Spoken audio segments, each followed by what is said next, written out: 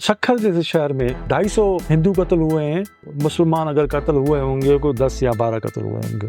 कंवर भगत का और मजल का वाक़या ये एक दूसरे से इंटरकनेक्टेड हैं कि ये मजहबी मुनाफरत पैदा करने के लिए इंग्लिश एस्टेब्लिशमेंट ने ऐसे लोगों को इंडक्ट किया। यहाँ पे भगत कंवराम को कत्ल कराया। All India Muslim league conference Karachi में हुई। उसके बाद जो सूरत खराब हुई तो उसमें जो किरदार था सबसे बड़ा उस वक्त में साईं जी.एम. सैयद है, अयूब खोड़ो है, पीर साहब पगाड़ा के को होर जो है, उन्होंने अंग्रेज सरकार को ठीक ठाक तंग किया था। हिंदुस्तान में सबसे पहला मार्शल लॉ सिंध में लगा। कायदे आज़म मुझसे इतना गुस्सा थे, सिंध असेंबली में बैठे हुए हैं तो मेरे मुस्लिम लीगी कि वो ऐसे गए गुजरे हैं। ठट्टा में 400 एजुकेशनल इंस्टीट्यूशंस थे मुख्तलिफ नौइयत के। पूरे हिंदुस्तान में अक़लियती मुस्लिम के सूबे थे, उनको असल में मदद मुस्लिम अक्सरियती सूबों की तरफ से जा रही थी। मिसाल के तौर पर सिंध मुस्लिम अक्सरियती सूबा था। अंग्रेज गवर्नर जो है वो लिखते हैं गवर्नर जनरल को कि कांग्रेस की प्रोपेगेंडा है वो इतनी शदीद है कि उसको फेस करने के लिए हमें यहाँ पे मुस्लिम लीग के दफातर खोलना पड़ेंगे। जिनका ताल्लुक मुस्लिम लीग से था वो सारे के सारे एलीट क्लास से ताल्लुक रखते थे, सवाए एक दो के।